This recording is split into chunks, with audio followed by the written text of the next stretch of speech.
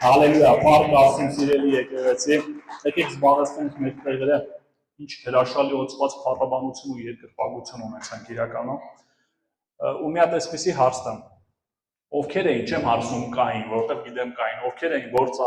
երկրպագության ու փառաբանության ժամանակ տեսիլք էին տենում։ Եթե չեք տեսել, ծառայության ընթացքում տենալու եք, որովհետև Տերը ցույց տվեց, որ այսօր տեսիլքներ ա տալու։ Ու ոչ թե 1-2 հոգու, այլ շատերի։ Ու գիտեք ինչի եմ հիմա այսի ասում, որովհետև տեսիլքների ժամանակ ձեր մոտ կարա հարց առաջանա, Աստծուց է թե չէ։ Սա ձեզ վկայություն, որ ինչ տեսնելու եք Աստծուց ա լինելու, Աստված ա ցույց տալու։ Լավ, փառք Տիրոջը։ Հալելույա։ Այսօր հետաքրքիր օրենք ունենալու, այսօր ավելի շատ ուսմունքային օրենք ունենալու։ Ու գիտեք ինչ կետ ենք նայելու Աստվածաշնչից։ Մեծամասամբ, տեսեք, սատանայի ձեռագիրը գիտեք ոնց է։ Մենք քրիստոնյաներս պետք է շատ լավ ճանաչենք սատանային, որովհետև եթե մենք մեր թշնամուն չճանաչենք, մենք իրավիճակների մեջ չենք կարող կողմնորոշվենք։ Ինչն է Աստծուց, ինչն է փորձում սատանան սուտսել, մեր տա սխալ ուղղության վրա տանի, որովհետև շատ ժամանակ մենք տեսնում ենք հոգևոր մարդիկ կան, որ այդքան էլ լուրջ չեն վերաբերվում չարի գոյությանը, այդքան էլ լուրջ չեն վերաբերվում սատանայի աշխատանքին։ Այսօր սատանայի վրա չենք կենտրոնանալու, ուղղակի ինչի եմ սա ասում։ Բոլոր ժամանակներում քրիստոնեության մեջ սատանան գիտեք ինչա փորձի անել։ Սատանան երբեք չի գա ձեր մոտ ու փորձի համոզել, որ Աստված չկա, կամ ձեր հավատքը սխալ է։ Ինքը գիտի, որ անիմաստ է այդ ուղղությամբ գալու, որովհետև դուք հավատացել եք Աստծուն, դուք տեսել եք Աստծո ձեռքը ձեր կյանքերի մեջ, դուք տեսել եք նրա դրսևորումները, նրա շնորհքները ձեր կյանքի մեջ։ Գիտեք, սատանայի ժամանակակից ձեռագրերից մեկը ինչու՞մ է կայանում։ Փորձելու է ամենախորը հոգևոր օրհնություններ, գաղտնիքներ պարունակող ոլորտները ձեր կյանքերում թաքցնի։ Օրհնության աղբյուրները թաքցնի, օրհնության դռները թաքցնի, սկզբունքները, որով մեր կյանքում կարանքան օրհնություններ ու ասեմ ավելին հրաշքներ։ Այսօր մենք բացահայտելու ենք այդ կետերից մեկը, ինչպես անենք, որ հրաշքների տարափ լինի մեր կյանքում։ Չեմ ասում մի հրաշք, այլ հրաշքների տարափ լինի մեր կյանքում, որովհետև Տերը կանչել է մեզ մեր կյանքերում հրաշքներ անելու, Տերը ուզում է, որ մեր կյանքում հրաշքներ լինի, ու իրան հաճելի է, որ մեր կյանքում հրաշքներ լինի։ Այնպես չի, որ մենք աղերսում ենք Տիրոջից հրաշքներ, սպասում ենք հրաշքներ, ինքը այն որ իրանից կտրելով մի կերպ տալիս է, ու մեզ թվում է մենք իրան նեղություն ենք տալիս, որ հրաշք ենք ուզում, որովհետև ինքը իրանից զրկում մեզ է տալիս, այդպես չի իրականում։ Մեզ մեկ-մեկ թվում է քրիստոնյաներից մի քիչ ճիշտ էլ չի ասում մոտենալ հրաշքների համար, հակառակը։ Մենք հենց Աստծուն պետք է մոտենանք հրաշքների համար, ու մեր հրաշքները պետք է ստանանք, ու Տերը այդպես փառավորվի մեր կյանքերում։ Աստված ասել է ամեն ժամանակ ուրախ եղեք։ Իսկ ուրախ լինելու համար մեզ ի՞նչ է պետք։ Տիրոջ գերբնական զորությունները մեր կյանքում։ Եթե Տերն ասել է ուրախ եղեք, այդ ուրախ լինելու ատրիբուտները ինքը մատակարարելու է։ Այսօր սովորելու ենք, թե այսինքն նայելու ենք, որտեղ Աստվածաշնչյան դպրոցում չենք, որ ասեմ սովորելու ենք, ոնց անենք, որ մեր կյանքերում հրաշքների տարափ լինի։ Ու ասեմ ավելին, ուզում ես քո կյանքում ամեն ամիս հրաշք լինի։ Իսկ դու գիտես, որ Աստված էլ է ուզում ու իր խոսքի մեջ դրել է։ Բայց հետաքրքիր բան եմ ասում, Աստված ուզում է, որ քո կյանքում ամեն ամիս հրաշք լինի։ Ու ինքը նախապատրաստել է այդ հրաշքը։ Ամեն ամիս ինքը ուզում է, որ քո կյանքում մի երազանք իրականացնի։ Քո կյանքում ամեն ամիս մի հատ երազանք իրականանա։ Հիմա ձեզ կարող եմ այսպեսի մի հատ հանձնարարություն տամ։ Քանի երազանք ունեք ձեր կյանքում, կարեք հիմա ծառայության ընթացքում հեռախոսի մեջ եթե թուղթ ունեք, թղթի վրա գրեք, վերջում աղոթելու ենք դրանց համար ու տեսնելու եք, որ ամեն մի ամիս դրանցից մեկը իրականանալու է։ Գիտեք, գլոբալ առումով մեր երազանքները շատ չեն։ Հիմա եթե ասեմ ձեզ քանի երազանք ունեք, sense չհաշվելով դուք կարող ասեք, դե իմ մոտ շատ են։ Հավատաց 5-6-ից ավել չեն ձեր երազանքները։ Եթե խմբավորելու լինենք, օրինակ, մեքենա, տուն, ֆինանսներ եւ այլն, ամեն ինչը փող կատեգորիայի մեջ է մտնելու։ Երեխեք, ամուսնական հարաբերություններ, ընտանիք կատեգորիայի մեջ է մտնում։ Հիմա եթե այս տեսակետից խմբավորես, 5-6-ից ավել երազանք չես ունենալ։ Ու մենք նայելու ենք, որ Աստված քո կյանքում ամեն ամիս ուզում է մեկը իրականացնել։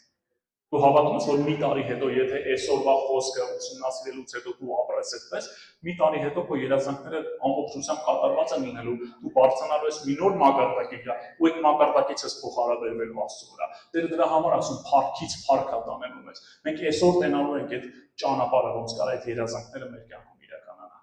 Ու դες շատ ժամանակ սա մեզ քրիստոնյաների կյանքից թաքցված է եղել։ Մենք մտածել ենք հա երազանք, Աստված կարա հրաշքանի կլինի, բայց երբ մենք մեր կրոնավորությամբ փորձել ենք հովարկենք, դե երբ Տերը կուզի կլինի։ Տերն ասում է ամեն ամիս, ու այսօր ես Աստվածաշնչով ցույց եմ տալու, որ ամեն ամիս այսա սատանան միշտ փորձել է մեզանից թաքցնել։ Ամենակարևոր ճշմարտությունները մեզանից փորձել է միշտ թաքցնել։ Գիտեք, նա դեպ պատմեմ, այս սկզբունքը, որ իմ կյանքում ցենց արդիական դարձավ, ես նորահավատ էի մոտավորապես մի տարի երևի, կարող մի տարի էլ չլիներ։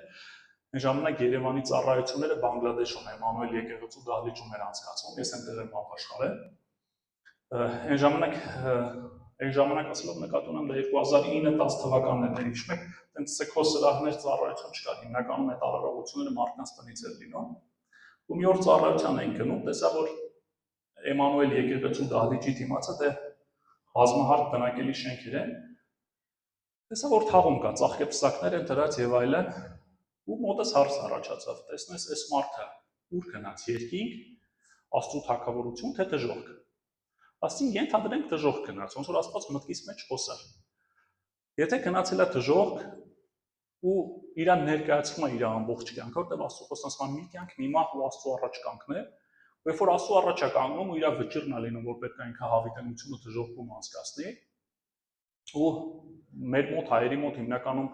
երբ որ մարդուն հարց ես տալիս քեզ ինչ է թվում հավիտենությունը ուր ես անցկացնում, բոլորին թվում է որ իրենք դրախտում են անցկացնում, ու զգացել եք ամենաշատ այդ աշխարհի եկեղեցու մարդկանց ավելի քիչ է թվում որ իրենք դրախտում են անցկացնում, քան աշխարհիկները իրենց թվում է բոլորը լինելու են դրախտում, ու երբ որ իր համար դիներ այդ վճիռը որ ինքը դժոխքում անելու, իր համար կարող հարց առաջանալ, ինչու, կամ լավ, որտեղ ես կարայի ձեռք բերեի այդ փրկությունը, ուղևորությունը դեպի երկինք։ Ուզես իր համար ինչքան զարմանալի կլներ, որ Աստված ցույց տար, որ այդ ուղևորությունը իր շենքի դիմացներ գտնվում ու ինքը իր ամբողջ կյանքում չի իմացել տեղը։ Իր շենքի դիմաց անվճար բաժանվում է երկնքի ուղևորատոմս ու ինքը չի ստացել այդ։ Գիտես, սատանան իր աչքի առաջ, բայց այնքան հեռու երևակայության մեջ թաքցրել է։ Նույն ձևով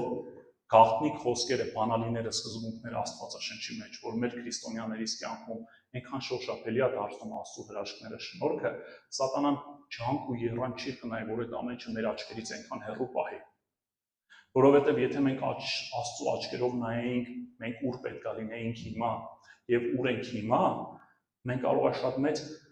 սուգ վերապրեինք։ Տեսեք, Աստծո խոսքի մեջ մի հատ հետաքրքիր բան կա, երբ որ երկնքի մասին է խոսում հայտնության գրքում, ասում է եւ Աստված մաքրեց նրանց արտասուքը։ Սուրբերի մասին է խոսում փրկվածների։ Իսկ մենք գիտենք, որ երկնքում չկա հիվանդություն, չկա ցավ, չկա կորուստ, չկա մահ։ Ինչ արդյունքների մասին է խոսք, որ Աստված մաքրում է փրկվածների աչքերից։ Հարցը չէ առաջանում։ Ոմանք պատասխանում են, որ դա ուրախության արդյունքները։ Դες ուրախության արդյունքը ինչ չի թվում մաքրելու կարիք կա։ Այդ դեպքում հարց առաջանում, ինչ արդյունքների մասին է խոսքը, այդ ինչ արդյունք Աստված երկնքում մեր աչքերից մաքրելու։ Դեք դա կորսված հնարավորությունների արդյունքներն են։ Թե մենք ինչեր կարող ենք ունենալ, ինչերի համար էր Աստված մեզ կանչել այս աշխարհում, բայց մենք ինչով բավարարվեցինք ու ինչով սահմանափակեցինք Աստծուն։ Այսօր մենք այդ սկզբունքներն ենք բացահայտում, այսի ներածական խոսք եմ տալիս։ Դե այսօր ուր ենք գնալու, արդեն հետաքրքիր է, չէ՞։ Ես մի հատ նկար էի տվել եղբորը, խնդրեմ էդի պրոյեկտորի վրա ցույց տա, այստեղ կարող է լավ չերվա, վաղը արձանում լավ տեսնելու ենք։ Տեսեք, հետաքրքիր ծառ է։ Գիտեք էս ինչ ծառ է, էսի կյանքի ծառն է։ Տեսեք, վերևում երկնքի արքայությունն է, որտեղ որ ծառը աճել է Աստծո երկնքի դրախտի դարպասների մոտ։ Ու դեպի ներքև էլ աճը, երկրի վրա է աճը դեպի։ Ու պտուղները կա երկրի վրա։ Այսօր մեր թեման կոչվում է կյանքի ծառ։ Մենք ուսումնասիրելու ենք կյանքի ծառը։ Ու թե ինչեր կարա տա կյանքի ծառը մեզ քրիստոնյաներիս, ու մենք առհասարակ մանդատ ունենք օգտվելու կյանքի ծառից, թե ոչ։ Դրա համար մեր էքսկուրսը կսկսենք ամենասկզբից։ Ինչ էր կյանքի ծառը եւ որտեղ էր։ Կա մարդ, որ չգիտի կյանքի ծառի մասին ու որտեղ էր կյանքի ծառը։ Կյանքի ծառը Եդեմի պարտեզում էր բարի ու չարի գիտության ծառի կողքին։ Կյանքի ծառից չուտելու պատվեր Ադամն ու Եվան չունեին։ Իրանք ունեին պատվեր չուտելու բարի ու չարի գիտության ծառից, բայց կյանքի ծառից կարող էին առատապես ուտել։ Բայց երբ որ իրանք երան բարի ու չարի գիտության ծառից, Աստված արգելեց կյանքի ծառից ուտելու։ Եկեք արդյոք Աստվածաշնչի մեջ նայենք։ Ծննդոց 3:22-ը գնանք։ Ծննդոց 3:22,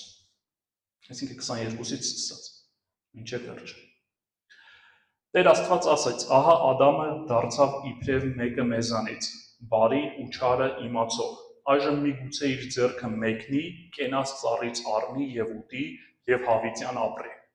Տեսեք, կյանքի ծառի պտուղներից մեկը հավիտենական կյանքն է։ Ուստի Տեր Աստված դուրս արեց նրան Եդեմի պարտեզից, որպեսզի մշակի հողը, որտեղից առնվել էր, և արտաքսեց Ադամին և Եդեմի պարտեզի դիմացը դրեց քերովբեներին, և ամեն կողմ դարձող բոցեղեն սուրը, կենաց ծառի ճանապարհը հսկելու համար։ Տեսեք, այստեղ հետաքրքիր բան է տեղի ունենում։ Աստված փակում է կենաց ծառի ճանապարհը, որ Ադամը ու Եվան իշխանություն չունենան ուտելու։ Ու դնում է երկու քերովբեների, սրա վրա ուզում եմ ուշադրություն դարձնել, ովքեր էին պահում կյանքի ծառը,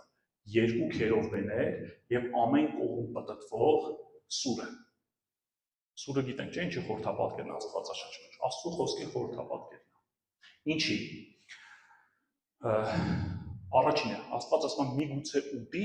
ու հավիտյան ապրի։ Այստեղ շատերը մտածում են, որ Աստծո դաժանության հետ մենք գործում ենք, որովհետև ենթադրենք կերել էր բարի ու չարի գիտության ծառը, թող մի հատ էլ կյանքի ծառից ուտեր ու հավիտյան ապրեր, ինչ կլիներ։ Գիտեք, լավ բան չէր լինի։ Եթե Աստված Ադամին չարգել էր կյանքի ծառից ուտելու, դուք գիտեք, որ հիմա մենք չենք լինի, երկիրը չէր լինի։ Ինչի։ Դուք պատկերացրեք մարդ, լավ, այսպես ասեմ, ձեր շրջապատի մարդկանց պատկերացրեք ամենաանհավատ մարդուն, որ Աստծուն չի հավատում, չի ընդունում, անգամ հակառակը ամենավատ ձևով է տրամադրված Աստծու հանդեպ։ Բոլորի շրջապատում կան, չէ՞, այդպիսի մարդիկ։ Հիմա մտքումը պահի այդ մարդուն ու պատկերացրա մենք հեսա տենալու ենք կյանքի ծառի պտուղները, որ ինքը ունենար հավիտենական կյանք, ունենար կատարյալ գիտություն բարի ու չարի մասին ու Աստծո լիարժեք օրհնություններն ունենար առանց Աստծո։ Այդպիսի մարդկությունը ամբողջ աշխարհը շատ արագ ժամանակահատվածում կոչնչացներ։ Սա Աստծո բարության դրսևորումը, երբ որ մարդը Աստծուն չճանաչեց ու Աստված արգելեց կյանքի ծառից ուտել։ Հեսա մենք խորանալու ենք այդ ամեն ինչի մեջ տեսնենք։ Եթե մարդ Աստծուն չի ճանաչում ու Աստված զրկեց կյանքի ծառից, դա Աստծո բարության դրսևորումն է, ոչ թե չարության։ Աստված երբեք չար չի։ Տեսեք, մի պարզ բան ասեմ։ Ատլանտյան օվկիանոսի հատակում մի քաղաքակրթություն են գիտնականները բացահայտել, կոչվում է Ատլանտիդա։ Այդ քաղաքակրթությունը ջրհեղեղի ժամանակ մնացել է ջրի տակ։ Ու գիտեք, այնտեղ այնպիսի շինություններ կան, որ անգամ ժամանակակից այս գերհզոր զարգացած գիտությունը, շին տեխնիկան այդպիսի շինություններ չի կարող կառուցել։ Մեզ որ միշտ թվում է մարդկությունը առաջ շատ քիչ է զարգացած եղել, գիտություն չի եղել, քարի դար, պղնձի դար, չգիտեմ, այս չկա այդպիսի բան։ Մարդկությունը առաջ շատ ավելի շատ զարգացած է եղել։ Պատկերացրեք, Ադամը Աստծո ներկայության մեջ ապրելով, ինչքան Ադամը Եդեմում ապրել, մենք չգիտենք։ Բայց միշտ թվում է Ադամը ստեղծվեց, մի օր ապրեց, հաջորդ օրը կերան, բարուչարը գիտության ծառից հետո Աստված իրան արտաքսեց։ Ադամը շատ երկար ապրել Եդեմում։ Ու պատկերացրեք իր ինֆորմացիայի քանակությունը Աստծո այդ անմիջական շփվելու, իր գիտության մակարդակը, զարգացվածության մակարդակը, ու ինքը այդ ամեն ինչով կիսվել է իր սերունդների հետ։ Ինչի Աստված ասեց, մեղքը շատացել է, ու պետք է այս ամեն ինչի թեմը առնել։ Ու վերացրեց Աստված քաղաքակրթությունը, թողեց մենակ Նոյին իր սերունդով։ Հիմա մենք կարանք ասենք, ինչ է, հիմա մեղքը ավելի քիչ է, քան այն ժամանակ, համոզված եմ, հա, որովհետև հիմիկվա մեղքը, եթե Աստծուն դեռ չի ներգործել այն աշճան, որ Հիսուսը կա, ու ամեն ինչի վերջը դնի, իսկ այն ժամանակ ներգործեց, որ այդ ամեն ինչի վերջը կա, նշանակում է այն ժամանակ մեղքը ավելի շատ էր։ Իսկ մեղքի այդ ավելի շատ գալը այն աստիճանի էր, որ այդ մեղքը կկործաներ մարդկությանը։ Դրա համար Աստված շատ ավելի շուտ այդ ամեն ինչի թեմա առավ։ Այսինքն գիտությունը, զարգացվածությունը բերեց ամեն ինչի կործանմանը առանց Աստծո։ Դրա համար Աստված արգելեց, ինչի եմ ուզում սա նշեմ, սա ներածական մաս եմ տալիս։ Առանց Աստծուն ճանաչելու ունենալ կյանքի ծառի պտուղները դա կործանալու է։ Աստծո բարությունը, որ մենք չունենք, մենք ունենալու ենք։ Կյանքի ծառից օգտվելու իրավունք չունեն մարդկությունը։ Բայց որտեղ է կյանքի ծառը, հետաքրքիր հարց կար առաջանա։ Աստված վերցրեց Եդեմից, ուր տարավ կյանքի ծառը։ Հարցը չէ, որտեղ է առհասարակ այդ կյանքի ծառը թե չէ, կամ Աստված ինչ արեց կյանքի ծառի հետ։ Եկեք գնանք տեսնենք։ Հայտնություն 2/7։ Հայտնություն 2/7։ Ով ականջ ունի, թող լսի, ինչ որ հոգին ասում է եկեղեցիներին։ Հաղթողին թույլ կտամ ուտել կյանքի ծառից, որ Աստծո դրախտում է։ Տեսնում եք որտեղ է կյանքի ծառը, այսինքն Աստված չի ոչնչացրել կյանքի ծառը։ Մեր համար մխիթարություն, որ կյանքի ծառը գոյություն ունի։ Ու որտեղ է գոյությունը, մենք տեսանք, որ կյանքի ծառը դրախտում է։ Դա մխիթարության մասամբ, լավ, ենթադրենք կա կյանքի ծառը, ենթադրենք մենք կարանք օգտվենք, բայց պետք է հաշտվենք այն մտքի հետ, որ երկրի վրա չենք կարող ուտենք, գնանք երկինք այնտեղ կօգտվենք։ Գիտեք, այսի մի քիչ պարադոքսալ է հնչում, որովհետև եթե մենք ծանոթանում ենք կյանքի ծառի օրհնություններին, մենք հասկանում ենք, որ կյանքի ծառից երկնքում ուտելը անիմաստ է դառնում։ Ինչ օրհնությունների մասին է խոսքը, եկեք բացեմ, որ արդեն ավելի պարզ հասկանանք։ Եկեք գնանք Առակաց 3:18։ Այսօր շատ ենք տեղեր նայելու Աստվածաշնչյան։ Առակաց 3:18։ Նա իրեն կարճողների համար կենաց ծառ է եւ իրեն պինդ բռնողին երանելի կդարձնի։ Սա մի թարգմանության մեջ, մի ուրիշ թարգմանության մեջ նա ասում է նա իրան պինդ բռնողին երջանիկ կանի։ Այստեղ խորանում ենք ամենահետաքրքիր մասերի մեջ։ Տեսեք, ինչ է կյանքի ծառը։ Այստեղ երկու բան ունենք, ով կարա օգտվի կյանքի ծառից, ասում է իրան պինդ բռնողներից։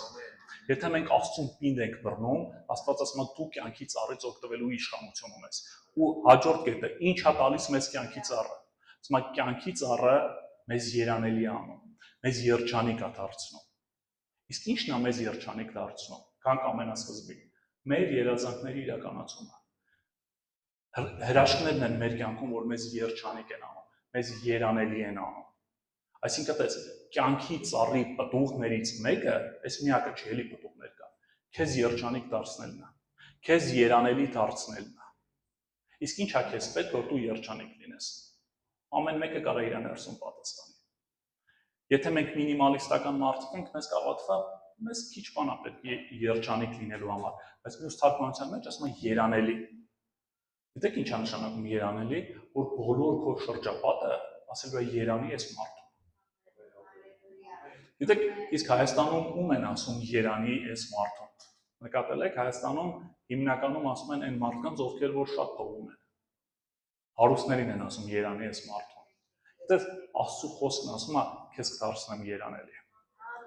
Քո երազանքները կիրականացնեն, դու կլինես երջանիկ։ Կյանքի ծառի պտուղներից մեկը երազանքների իրականացումն է, երջանիկ լինելն է։ Աստված ուզում է, որ դու երջանիկ լինես, կրկնում եմ, Աստված ուզում է, որ դու երանելի լինես, ու դրա համար ինքը ուզում է քո երազանքներն իրականացնել։ Երբ որ քո երազանքները կիրականանան, դու կլինես երջանիկ ու կլինես երանելի մարդկանց աչքին։ Բայց երբ այդ ամեն ինչը տեղի ունենալու։ Եկեք գնանք Հայտնություն 22-ի 1-2։ Հայտնություն 22, 1-2։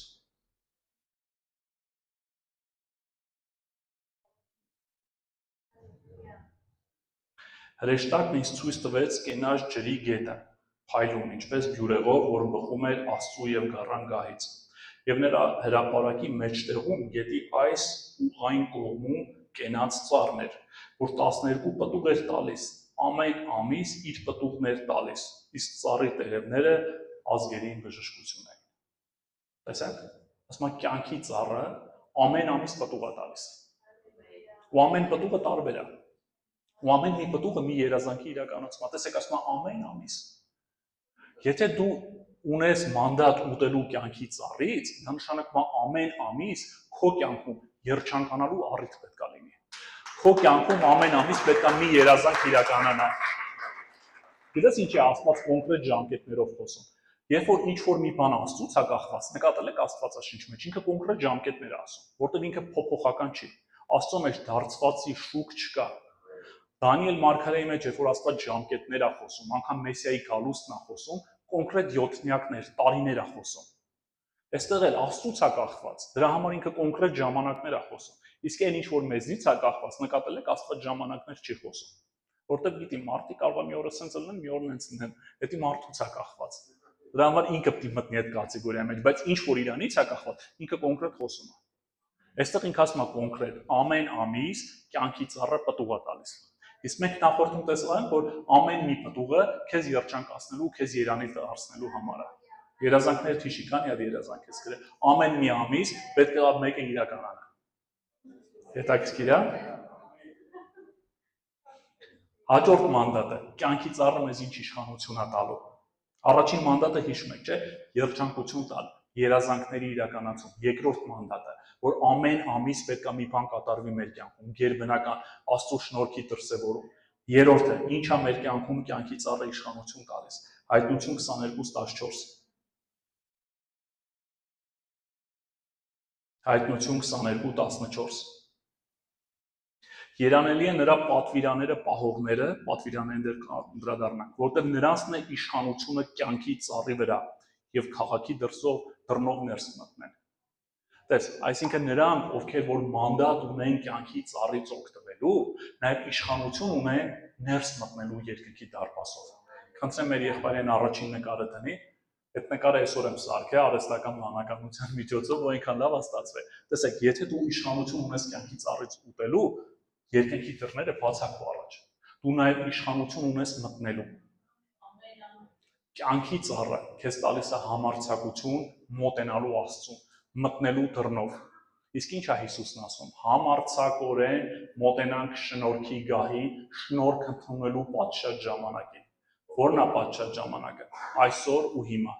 Դու այսօր ունես շնորհք Աստծուց քո կյանքում ինչ որ գերբնական բան է, որտեղ մենք գիտենք Աստծո շնորհքն է անելու։ Քո ամենաայն երևակայելի բաները պահի մտքումդ։ Աստված ասում է, դա քեզ մանդատ է տալիս մոտենալու շնորհքին համարձակորեն ու վերցնելու այնտեղից։ Իսկ ով իշխանություն ունի վերցնելու, ովքեր որ իշխանություն ունեն կյանքի ծառից ուտելու։ Դա քեզ իշխանություն է տալիս մտնելու ու վերցնելու երկնքի արքայությունից այն ամենը, ինչ որ քեզ է պատկանում իրավաբանական հիմքով, Աստվածաշնչյան։ Իսկ մենք Աստծո խոստմունքները գիտենք մեզ ինչ է պատկանում։ Այդ ամեն ինչին դու ունես մոտենալու, այսպեսի բառ ասեմ, դոստու, եթե դու իշխանություն ունենալու կյանքի ծառից օգտվելու։ Մի վտանգավոր բան էլ նայենք։ Կյանքի ծառից բաժինը պակասել, որտեղ մենք մենակ հիմա լավ կողմերն ենք նայում, որ կյանքի ծառից այս ամեն օրհնությունները մեր կյանքում կարա գա, բայց կա բան, որ կարա մեր բաժինը կյանքի ծառից պակասացնի։ Սրան վերջում կանդրադառնանք, տխուր բաների մասին եկեք հիմա չխոսենք, վերջում խոսանք։ Հիմա որ մի հատ sense ամփոփելու լինենք, ինչ է մեզ տալիս կյանքի ծառը։ Մեզ կյանքի ծառը տալիս է երանելիություն, երազանքների իրականացում, ամեն ամիս ունենալ կատարված երազանք փափակ մեր կյանքում, երևելի լինելու բոլոր աշխարհիկների աչքի առաջ ու մտնելու Աստծո արքայություն, Աստծո քաղաք ու այնտեղից վերցնելու այն ամեն ինչ, որ մեզ հասանելի է։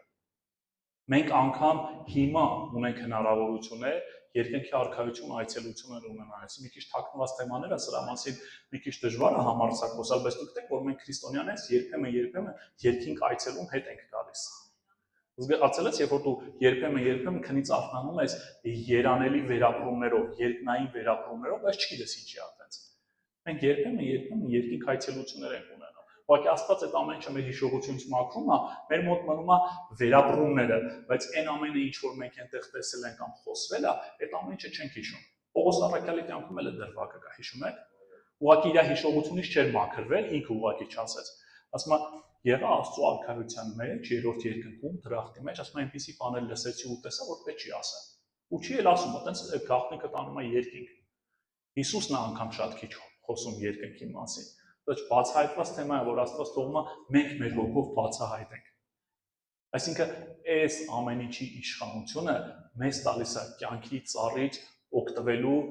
դեպքում, եթե մենք օգտվում ենք այդ ամեն ինչից, այս ամեն ինչը մեր կյանքում իրականություն է դառնում։ Հիմա հարց չէ, հիմա բա ինչի չենք գնում ուտենք այդ կյանքի ծառից, եկեք գնանք օգտվենք այդ կյանքի ծառից, ու ամենակարևոր օրհնությունը։ Կյանքի ծառը տալիս է կյանք, հավիտենական կյանք։ Հայտնություն 2:7-ի մեջ մենք կարդացինք, եկեք մի հատ էլ նայենք դա։ Հայտնություն 2:7 հաջորդ օրհնությունը։ Ով ականջ ունի, թող լսի ինչ որ հոգին ասում է եկեղեցիներին։ Կներեք։ Ես ոնց որ սխալ տեղ ասեցին։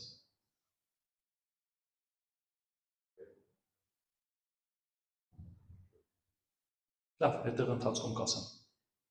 Այսինքն կյանքի ծառի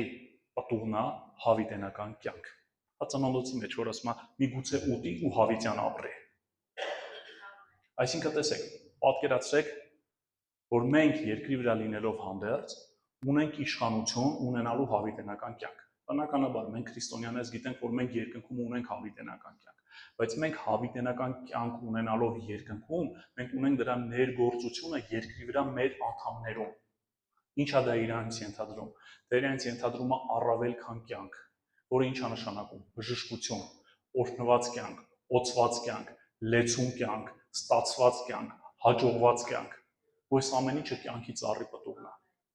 Պատկերացրեք այսօր աշխարհի կարող մարդիկ, ազդեցիկ մարդիկ իմանային, որ կա մի բան, որ իրանց հնարավորություն է տալու հավիտյան ապրելու։ Իրանք մահը հաղթելու են։ Աշխարհի բոլոր պատերազմները կլիներ այդ պիտույքի համար, որը իրանց տալիս է այդ ամեն ինչը։ Բոլոր ֆինանսները, բոլոր զորությունները ուղղված կլինեին դրան, որ մարդիկ կարողանային հասնել դրան։ Ուտեք Աստված մեզ իշխանություն է տվել հասնելու այդ ամեն ինչին։ Ասում է կյանքի ծառը տալիս է հավիտենական կյանք։ Այդ ամեն ինչը երկրի վրա մեզ տրված է առատությամբ վայելելու համար։ Բայց դա մեզանից թաքնված է եղել։ Հուսամ այսօրվանից մենք բացահայտելու ենք դա ու ամբողջությամբ օգտվելու ենք այդ մանդատից։ Ու հարց կար առաջանալ, լավ, եթե դա այդքան հասանելի է, ո՞նց մտնենք դրա մեջ, ո՞նց օգտվենք դրա մեջ, ով կարա մտնի դրա մեջ, ով կարա օգտվի դրանից։ Հեսա նայենք։ Եկեք գնանք էլի հայտնության ելից գիրք, որտեղ հասկանանք լավ, Աստված խոսում է կյանքի ծառի մասին, խոսում է, որ կյանքի ծառը երկնքում է, դրախտում է, մենք խոսացինք, որ դա մեր համար մասամբ մխիթարություն է, իսկ հիմա ինչ անենք, որ մենք դրանից իշխանություն ունենանք օգտվելու։ Երբ որ գնում ենք Ելից 25-րդ գլուխ, եկեք գնանք Ելից 25, Ելից 25, 18-րդ խոսքից, որտեղ մենք տեսանք ծննդոցում Աստվածաշնչի գրքերի հերթականությունը գիտեք, չէ՞։ Ելիցը գտնվում է հին ուխտում, այսինքն դա նոր ուխտի չի վերաբերում, նոր ուխտի քրիստոնյաների մասին չի խոսքը։ Աստված վերցրեց, դրեց քերովբեներին ու դրեց ամեն կողմ պատտվող սուրը։ Ու մենք տեսանք հայտնության գրքում, որ կյանքի ծառը հայտնվեց երկնքում։ Մեր համար մխիթարություն է, որ ինքը կա չի ոչնչացել, բայց որտեղ է, ոնց օգտվենք այդ ամեն ինչից։ Ու տեսեք ինչա ասում Ելից 25-րդ գլխում։ Երկու ոսկյա քերովբեներ կպատրաստես կափարիչի երկու ծայրերի վրա դրվագելով կշինես դրանք։ Մի քերովբեն պատրաստիր այս ծայրին, իսկ մյուս քերովբեն այն ծայրին։ Քերովբեները կափարիչից պիտի պատրաստես, նրա երկու ծայրերին։ Քերովբեները վերևիցը տարածած պիտի լինեն թևերը, իրենց թևերով ծածկելով կափարիչը։ Դրանց երեսները միմյանց հանդիման թող լինեն եւ քերովբեների երեսները դեպի կափարիչը լինեն։ Կափարիչը դնես տապանակի վրա վերևից, իսկ տապանակի մեջ դնես այն վկայությունը, որ քեզ պիտի տամ։ Մենք միշտ այս խոսքերի վրա թռել են, չէ՞, կարգավորում, մտածել ենք ամենաանհետաքրքիր տեղերն են։ Տեսեք, նույն քերովբեներն են։ Այս որ քերովբեներն են, ովքեր որ պահում էին կյանքի ծառը։ Տեսեք, նույն քերովբեները հայտնվում են այստեղ, էսի գիտեք որտեղ է։ Երբ որ Մովսեսը վկայության խորանը պատրաստեց։ Սա սրբության սրբոցի մասին է խոսքը։ Որտեղ որ ինչ դրվեց, ասում վկայության խորանը։ Իրանք պահում էին վկայության խորանը, իսկ վկայության խորանի մեջ ի՞նչն է, հիշում եք։ Աստծո ուխտի տապանակը, որի մեջ, այսինքն վկայության խորանը հենց ուխտի տապանակն էր, որի մեջ որ Աստծո պատվիրաններն են, երկու քարե տախտակները, որի վրա որ Աստված խոսքներ գրել։ Իսկ խորը սուրի խորհրդապատկերն է մի քիչ առաջ տեսանք։ Այսինքն Աստված կյանքի ծառը տեղափոխել էր սրբության սրբոցում։ Վերցրել էր Եդեմից, տարել էր երկինք, բայց միևնույն ժամանակ այն ժամանակ քրիստոնյա չէին կոչվում հավատացյալները, որտեղ դեռ Քրիստոս չէր եկել, բայց երկրի վրա պահել էր կյանքի ծառը։ Այսինքն մարդկության ամենամեծ օրհնությունները ինչից որ կարող էին լինել, Աստված այնքան սիրեց մարդկանց, որ մեկը միշտ չվերցրեց երկրի վրայից, պահեց երկրում ու տեղադրեց սրբության սրբոցում։ Մեր համար էլի մխիթարություն է երկրի վրա, բայց ով իրավունք ուներ մտնել սրբության սրբոց ու ով իրավունք ուներ օգտվելու կյանքի ծառից։ Գիտեք սրբության սրբոց ով իրավունք ուներ մտնելու։ Տարին մեկ անգամ քահանայապետը ինքը մտնում էր արյունով, զոհի արյունով, որը պետք է ժողովրդի մեղքերի մաքրության համար լիներ։ Ու գիտեք ոնց էր լինում։ Իր ոտքից կապում էին շղթա ժնջի ու զանգակ, որ ինքը երբ որ ներս էր մտնում աղոթելու պետքա շարժվել։ Տեսել եք հрьяաները ոնց են աղոթում, շարժվելով, որ այդ զանգակը պետքա զանգ տար, որ դրսի ժողովուրդը իմանային կենթանի է, որտեղ եթե ինքը մեղքով մտներ սրբության սրբոց, միանգամից կմահանար։ Ու երբ որ զանգակի ցենը չէր գալիս, ժողովուրդը իմանում էր, որ մահացավ մեղքի մեջ լինելով հանդերձ, ու իրան այդ նույն շղթայով քաշում էին դուրս էին հանում, որտեղ ոչ մեկ իրավունք չուներ մտնել այնտեղ, անգամ եթե մահացած լիներ շղթայով չլիներ, ոչ մեկ իրավունք չուներ մոտենալ իրան այնտեղից հանելու։ Այսինքն մենք տեսնում ենք, որ մեկը կյանքի ծառը երկրի վրա է, այստեղ ոչ թե քահանայապետի ֆակտորն ենք նայում, այլ նայում ենք, որ Աստված մարդկանց այնքան սիրեց, որ կյանքի ծառը թողեց երկրի վրա, բայց պահեց սրբության սրբոցում։ Այս դեպքում հարց կար առաջանալ նրանց համար, ովքեր որ Աստվածաշնչյան պատմությունները լավ գիտեն։ Վկայության խորանը Մովսեսի կառուցած ինչ որ մի ժամանակ քանդվեց ու Սողոմոնը կառուցեց Աստծո տաճարը, մինչև հիմա հայտնի Սողոմոնի տաճար, աշխարհի ամենամեծ ու փառավոր շինություններից մեկն է եղել։ Որտեղ էր այդ դեպքում կյանքի ծառը, եթե Աստված դա պահել էր սրբության սրբոցում ու դա քանդվեց որոշ ժամանակ հետո, որտեղ տեղափոխվեց կյանքի ծառը։ Մենք տեսնում ենք այդ նկարից, որ կյանքի ծառի արմատները երկնքում են, բայց ինքը երկրի վրա պտուղ է տալիս։ Եկեք գնանք տեսնենք որտեղ պահեց Աստված դա։ Երրորդ Թագավորաց 6:29-32։ 6:29-ից 32։ Երրորդ Թագավորաց 6:29-ից 32։ Եվ տան բոլոր պատերի վրա ներսից ու դրսից շուրջանակի քանդակեց եւ փորագրեց քերովբեններ, տեսեք նույն քերովբեններն են, արմավենիներ ու բացված ծաղիկներ։ Այս ինչ արմավենու խորհրդապատկերն է, ծառը, չէ՞։ Կյանքի ծառը խորհրդապատկերն է։ Աստված ցույց է տալիս, որ նույն կյանքի ծառը այս տաճարում է։ Եվ տան թե ներսի եւ թե դրսի սենյակների հատակն էլ պատեց ոսկով, եւ սրբարանի դռան համար ձիթենու փայտից փեղկեր շինեց դռնասյուների շրջանակներով, որ հնգագույն էին։ Դռան երկու փեղկերը ձիթենու փայտից էին, որոնց վրա քանդակել էր քերովբեններ, տեսեք նույն քերովբեններն են, արմավենիներ ու բացված ծաղիկներ։ Տեսեք նույն քերովբենները, նույն արմավենին, նույն կյանքի ծառը, այսինքն Աստված մեկ մարդկանց սիրելով կյանքի ծառը չեռացրեց մարդկությունից, թողեց, որ մարդիկ իշխանություն ունենան օգտվելու, այսինքն Սողոմոնի տաճարում էր, բայց գիտեք Սողոմոնի տաճարում կյանքի ծառի ու հավատավոր ժողովրդի մեջ կար պատնեշ, գիտեք որ պատնեշն է դա, Եբրայեցից 9:3 եկեք նայենք, Եբրայեցից 9:3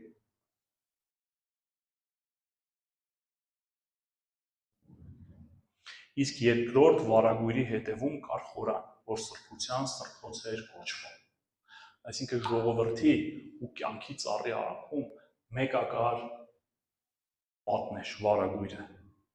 Ու վարագույրը, հիմա կարամ տեղ ասեմ կարդակ ուղղակի մեր ժամանակը թռնում է, Ելից 26:1 կարակ կարդակ, այնտեղ ասում որ վարագույրի վրա էլի քերովբեններն էին նախշազարդված, այսինքն էլի Աստված խորհրդապատկերով ցույց է տալիս, որ դա բաժանված է ժողովրդից, էլի կա կյանքի ծառը, բայց ամեն մեկը չէ որ իշխանություն ունի ուտելու կյանքի ծառից, պահված է, մենակ քահանայապետը տարին մի անգամ իշխանություն ուներ մտնելու սրբության սրբոց, որտեղ որ պահվում է կյանքի ծառը։ Տեսեք վարագույրների մասին այլ են խոսում։ Բայց բարի լուր կա մեր համար։ Մենք կարանք այսպես մտածենք, կյանքի ծառի օրհնությունները տեսանք, ոնց որ ճիջիլ գծվավ մեզ, մենք տեսանք, բայց խոսում ենք, որ այնպես տեղապահված, որ ոչ մեկ չի կարա։ Պահված է սրբության սրբոցում, վարագույրի հետևում, որտեղ որ քերովբեններն են պաշտպանում, իսկ քերովբենները ամենազորավոր հրեշտակներն են, ոչ մեկ չէ կարող այդ պաշտպանության շերտը անցնել։ Բայց գիտեք բարի լուրը որն է մեր համար։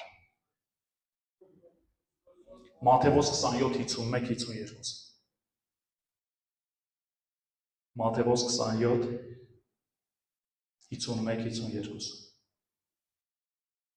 Եվ ահա տաճարի վարագույրը վերից վար երկու մասի պատրվեց։ Այս երբ պատմեջներ, երկիրը ցնցվեց, ժայռերը ճեղքվեցին։ Այսինքն Աստված մտավ ժողովրդի մեջ։ Մանդատ տրվեց բոլոր հավատավոր ժողովուրդներին կյանքի ծառից օգտվելու։ Գիտեք, կյանքի ծառից օգտվելն այնպես չէ, որ Աստված պտուղ է տալիս, ասում է կերես պտուղից։ Դա վիճակ է, երբ որ դու այդ վիճակի մեջ ես, դու կյանքի ծառից օգտվելու կատեգորիայի մեջ ես։ Հիմա երբ որ դու այստեղ նստած ես, դու արդեն ոնց որ կյանքի խոսք եկեղեցու անդամ ես ու բաժնեկից ես լինում, չէ՞, այդ ամեն ինչը։ Դու ինչ որ փաստաթուղթ կամ չգիտեմ ինչ չունես։ Նույն ձևով դա կատեգորիա է, դա վիճակ է։ Եթե դու այդ վիճակի մեջ ես, դու արդեն կյանքի ծառից օգտվելու մակարդակի մեջ ես։ Ու տեսեք ինչ է տեղում, երբ որ կյանքի ծառից ազատ իշխանություն տրվեց մարդկանց ուտելու, տեսեք ինչ եղավ։ Գերեզմաները բացվեցին եւ ննջեցյալ բազում սրբերի մարմիններ հարություն առան։ Տեսեք, մենք խոսում ենք, որ կյանքի ծառը տալիս է հավիտենական կյանք։ Մեկ այլ կերպ ասած, կյանք ավելցուկով։ Տեսեք, սրբերը հարություն առան, որտեղ կյանքի ծառից իշխանություն տրվավ ուտելու։ Ում տրվավ սրբերին։ Տեսեք, ամեն մեկը չկերավ կյանքի ծառից։ Սրբերին իշխանություն տրվավ ու սրբերը հարություն առան։ Հիմա մենք այս կատեգորիան ենք նայելու, ովքեր իշխանություն ունեն մտնելու այդ կատեգորիայի մեջ, ովքեր որ օգտվեն կյանքի ծառից, առաջինը սրբերը։ Նրանք, ովքեր որ սուրբ են, նրանք կյանքի ծառից օգտվելու իշխանություն ունեն։ Եթե դու սրբության մեջ ես, դու կարող ես քո հոգևոր ձեռքը մեկնես ու երկնքից վերցնես քո կյանքի ծառի պտուղ, ասես, Տեր, դու այս իշխանությունը տվել ես ինձ, ես օգտվում եմ այս իշխանությունից։ Դու կարող ես դրա մեջ լինես, չհասկանալով չօգտվես, դա քո մեղքն է, դա Աստծո մեղքը չի։ Այս դեպքում մարդկանց մոտ հարց է առաջանում, լավ, եթե դա սրբերին է տրված, դե ես սուրբ չեմ, ես չեմ կարող օգտվեմ, թող նրանք, ովքեր որ սուրբ են, առաջին շարքում են նստում, նրանք օգտվեն։ Գիտեք, որ սուրբը մեղքի հետ կապ չունի։ Հիմա մի հատ կատեգորիկ բան եմ ասելու, բայց սա հիպերշնորհքի հետ կապ չունի, հեսա ես կբացատրեմ խոսքով։ Սուրբ գիտեք ինչ է նշանակում։ Աստվածաշնչյան բնագիրը, որ մենք նայում ենք, սուրբ նշանակում է առանձնացված, ջոկված Աստծո համար։ Երբ որ դու քեզ ինքդ ջոկել ես, դու ես որոշելու դու սուրբ ես, թե չէ։ Եթե դու քեզ առանձնացրել ես Աստծո համար, ասում ես ես պատկանում եմ Աստծուն, դու արդեն սուրբ ես։ Այսի մեղքի հետ կապ չունի։ Հեսա մեղքի կատեգորիան էլ ենք նայում։ Եթե դու քեզ ջոկել ես, դու արդեն սուրբ ես։ Երբ որ Պողոսը գրում եմ քեզ էսիչ եկեղեցու, գրում եմ քեզ էսիչ եկեղեցու սրբերին։ Ձեզ ինչ հատվում այդ եկեղեցուն ոչ մեկ մեղք չէր անում։ Ուղղակի այդ եկեղեցում մարդիկ իրանց առանձնացրել էին Աստծո համար։ Բոլորն են մեղավոր։ Չկա մեկը, որ մեղք չգործի։ Աստծո խոսքն ասում է, եթե մեկն ասում է մեղք չեմ գործել, արդեն խաբեց։ Իսկ խաբելն արդեն մեղք է։ Այսինքն ինքնըստինքյան ստացված մեղանչեց։ Այսինքն, եթե դու քեզ առանձնացրել ես Աստծո համար, դու քո պատկանելիության հարցը լուծել ես, դու արդեն սուրբ ես։ Իսկ սրբությունը արդեն բերում է մեղք չգործելու։ Եթե դու Աստծուն ես պատկանում, դու ամեն ինչ անում ես, որ Աստծուն չցավացնես։ Այստեղ է գալիս երկրորդ հարցը, որ դու մեղք չես գործում։ Բոլոր քրիստոնյաների կյանքում սատանան այս խայծը պահել է։ Բոլորի կյանքում եկել է ինքնադատապարտություն։ Եթե ես հիմա մեղք արեցի, ես սրբությունից դուրս եկա։ Հիմա ապաշխարեցի, ելի մտա սրբության մեջ, մեղք արեցի, դուրս եկա, ու մեզ թվում է մենք ինչ անպիտան մարդ ենք, չէ՞։ Բոլորի կյանքում եկել է, չէ՞, դատապարտությունը։ Իսկ դու դες որ սա սրբության հետ կապ չունի։ Սրբությունը, երբ որ դու քեզ առանձնացրել ես։ Այսինքն, հիմա որ բերենք ամբողջական տեսքի, ովքեր իրավունք ունեն օգտվելու կյանքի ծառից, ովքեր որ սուրբ են։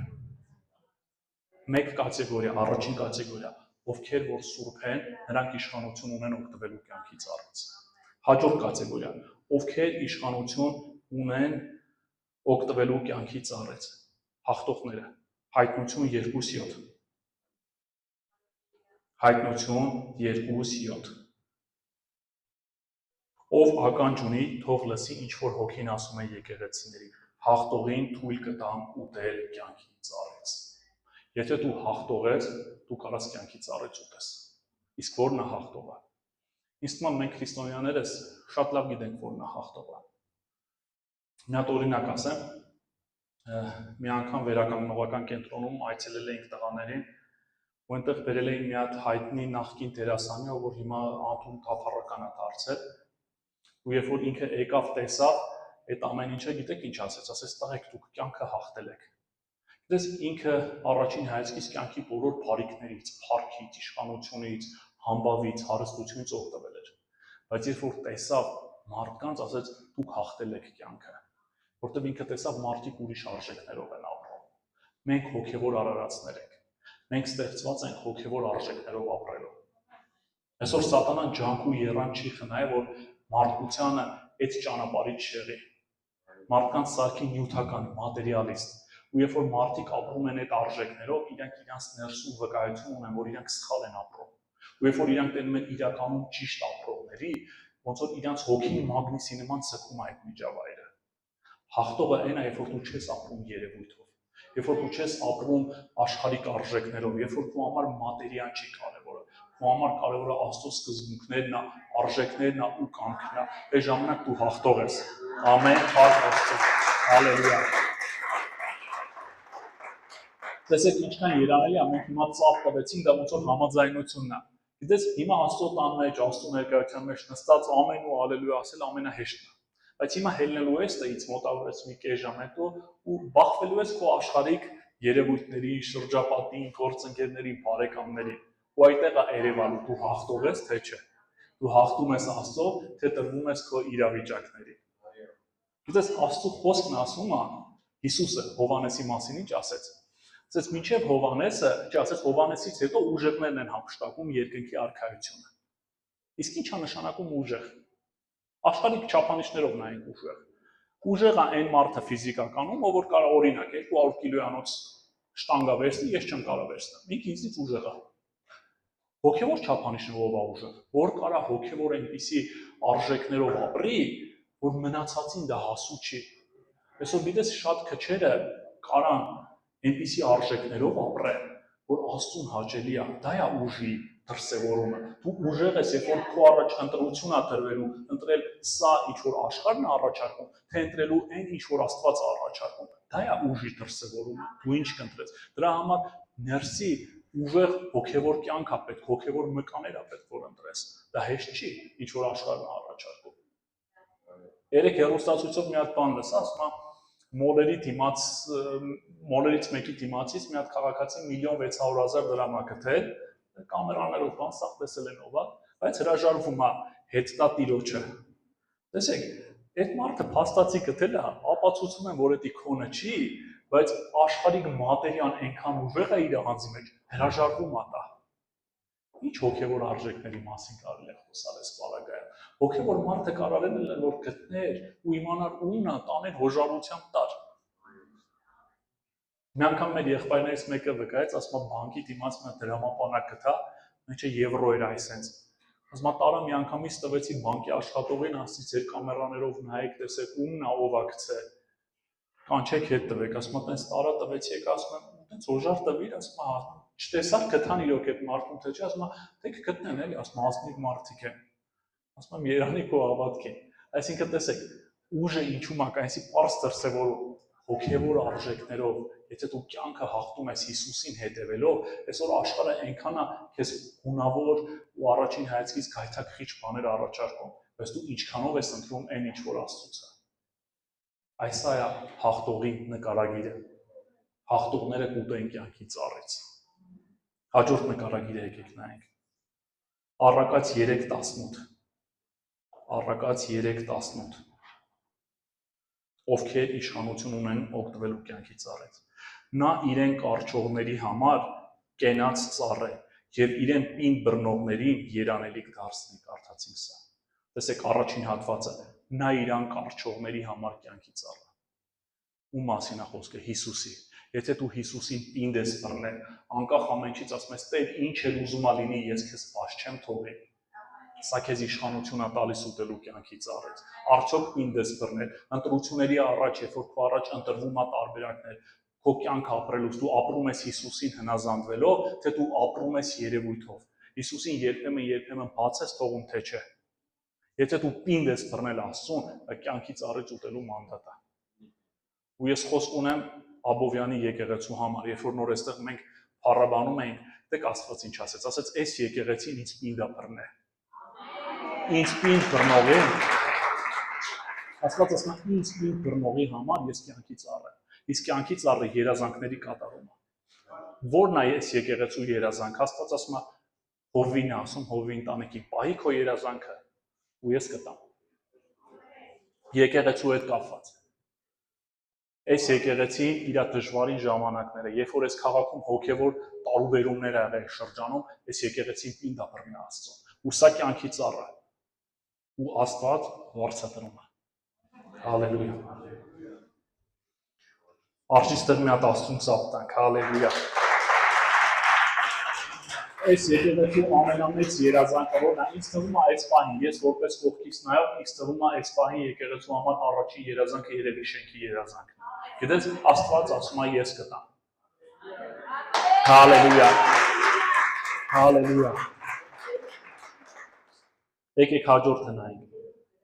Առակաց 11:30։ Առակաց 11:30։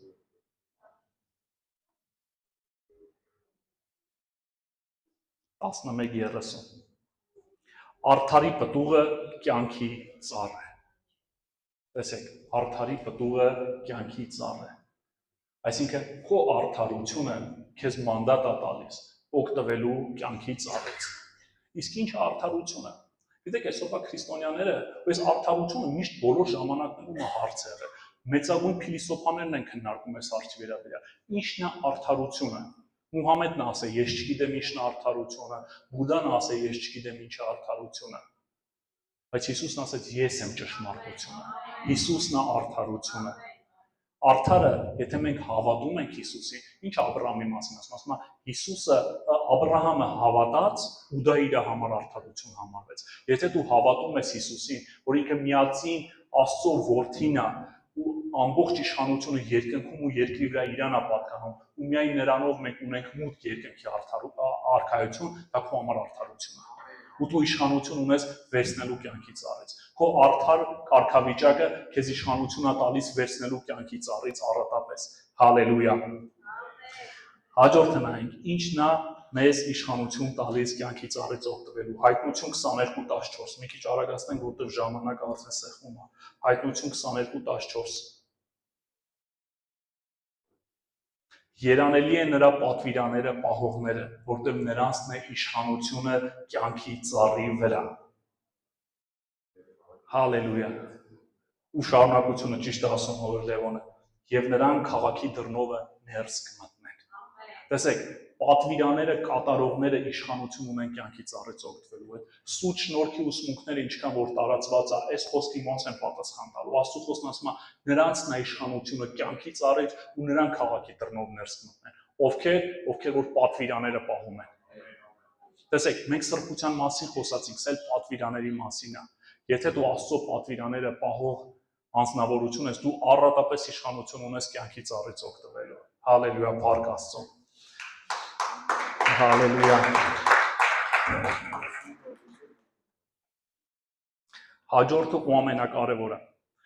Մի հատ բան ասեմ, նոր անցնենք դրան։ Դու զգացել ես, երբ որ քո կյանքում անգամ աշխարհիկներն են դա զգացել ու աշխարհիկներն են փաստում։ Լսել եք, որ աշխարհիկներն ասում են կարկուտը խփած տեղն է խփում։ Այսինքն, երբ որ մարդու կյանքում սկսում է դժբախտությունները կան, ալիքի տակ գնում է, դա հոգևոր օրենք է։ Իսկ գիտեք, որ հակառակն էլ կա։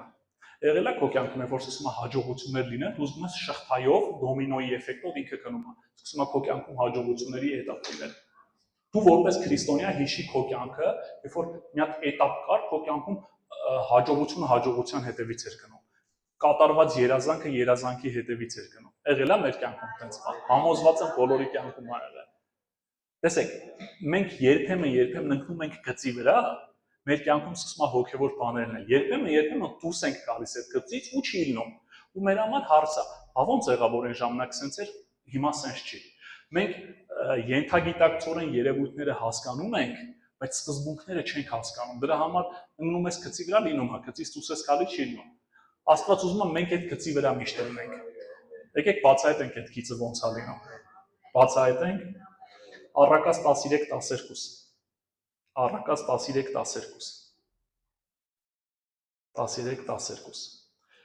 Ուշացած ակնկալիքը սիրտը կհիվանդացնի, բայց կատարված փափագը կամ իղձը կյանքի ծառ է։ Երբ որ քո կյանքում սկսում է Աստծո փառքը դրսևորվել քո կյանքում մի հատ երազանք իրականանալ, դա քո կյանքում իշխանություն է տալիս կյանքի ծառից օգտվելու։ Իսկ կյանքի ծառը ինչա, էլի երազանք իրականացում։ Դա բերում է հաջորդ երազանքի։ Դա ինչ անում, էլի քո կյանքում փափագած երազանք իղձ է կատարում։ Դա բերում է հաջորդին։ Մինչև դու այս կատեգորիայի մեջ ես սկսում քո երազանքները մեկը մյուսի հետևից կատարվել, քո կյանքում սկսում է հաջողությունները մեկը մյուսի հետևից գալ, մինչև դու քեզ այս գծից դուրս ես տնում։ Մեկ էլ պետք է անում ապաշխարել, վերականգնվել ու մտնել այս գծի մեջ։ Աստծո կամքը, որ մենք միշտ այս գծի մեջ լինենք, ու երբ դուրս գանք, մենք հասկանանք ինչն է պատճառը, որ դուրս ենք եկել, ու շատ արագ վերականգնում ենք, որովհետև հիմա ես մի հատ բան ասեմ, ամեն մեկը ձեր կյանքում բացահայտած կլինեք։ Միշտ դնում ասում ենք Երանի այն ժամանակները, երբ որ այս մեկը մեկի հետևից կատարվում էր, ու մենք չգիտենք ինչն էր պատճառը, ու տարիներ է պահանջում, որ մենք էլի ինգնենք սրա մեջ, բայց Աստված ուզում է ապաշխարենք ու արագ մտնենք այդ ամեն ինչի մեջ, ու կսկսի այդ ցիկլը մեր կյանքում էլի շարունակական իրականանալ։ Հալելույա։ Իմ մոտ այնքան բաներ կա գրած, բայց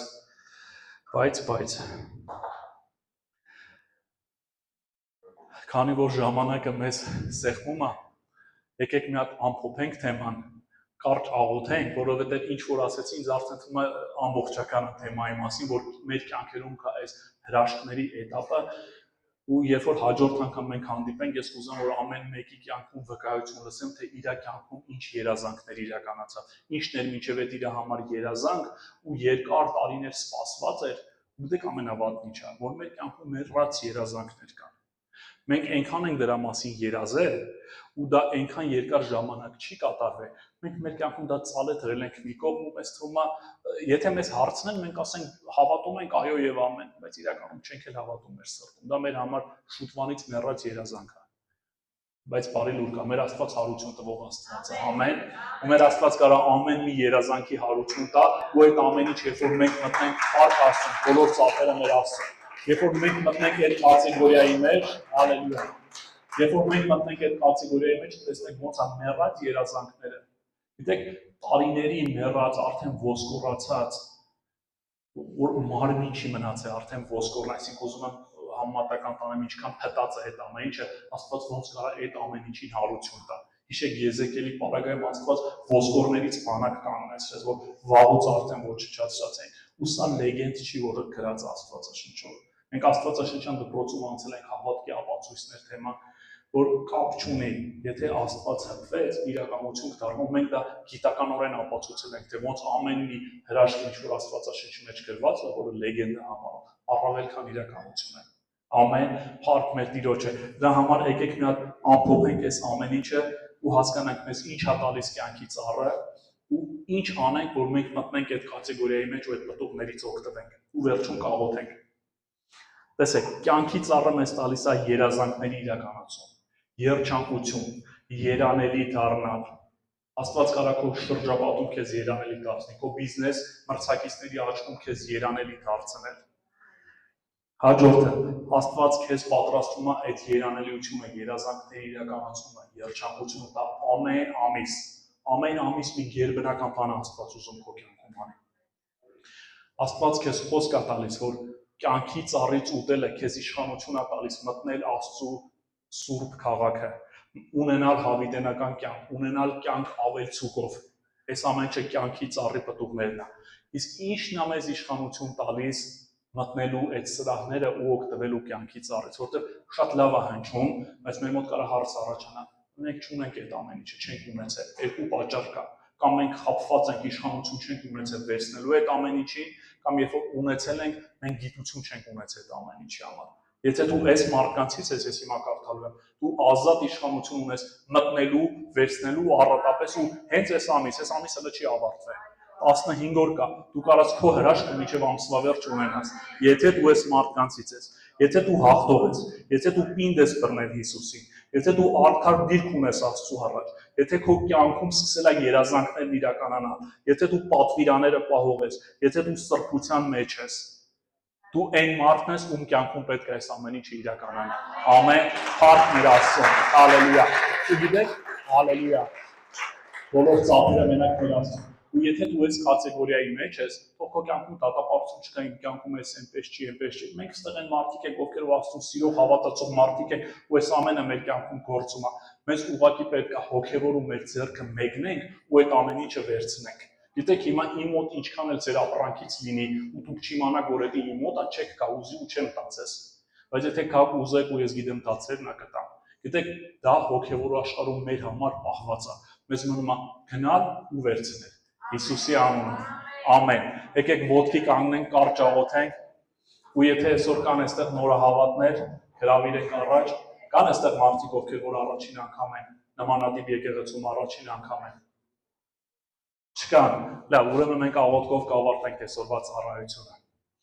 Հայր Հիսուսի զորավոր անունով մենք քո առաջ ենք, Տեր։ Դու բացեցիր, Տեր, քո հոգևոր ճշմարտությունները քո զավակների առաջ, Տեր, որ միգուցե մեզանից թաքնված էր, Տեր։ Մենք հոգևորում տեսանք այն ամենը, ինչ որ մեզ է պատկանում, Տեր, ու մենք խնդրում ենք Հիսուսի զորավոր անունով, սիրելի Սուրբ Հոգի, որ այս ամբողջ ինֆորմացիան օգնես, որ մենք մեր հոգևորում կարողանանք ճիշտ գրապահարաներում դասավորենք ու հոգում էր այն ամբողջ օրհնությունները, որ դու պատրաստել ես քո զավակների համար, քո եկեղեցու համար, քո օծյալների համար, քո սիրելիների համար, Տեր, չուշանա ու ամեն մեկի կյանքում գա, Տեր, ու մենք ամեն մեկս լինենք երանելիներ, մեր երազանքները կատարվեն, մեր փափագները կատարվեն, Տեր, ու ամեն ամիս մենք քո փառքի վկայության պատճառ տանք, Տեր, մեր եկեղեցիներում, մեր շրջապատում, ու քեզ ցնծեցնենք, Տեր, քո արքայության մեջ զորավոր Աստված, որտեղ քո խոսքն ասում է, որ քո ուրախությունը մեր զորությունն է, Տեր, որ մենք քեզ ուրախացնենք ամեն անգամ, Տեր,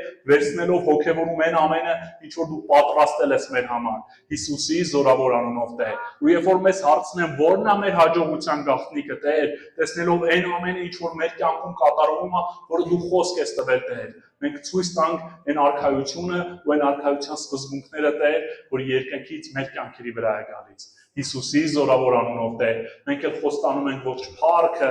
երկրպագությունը ու թագավորությունը միայն քեզ տանք։ Հալելույա։ Ամեն։ Ամեն։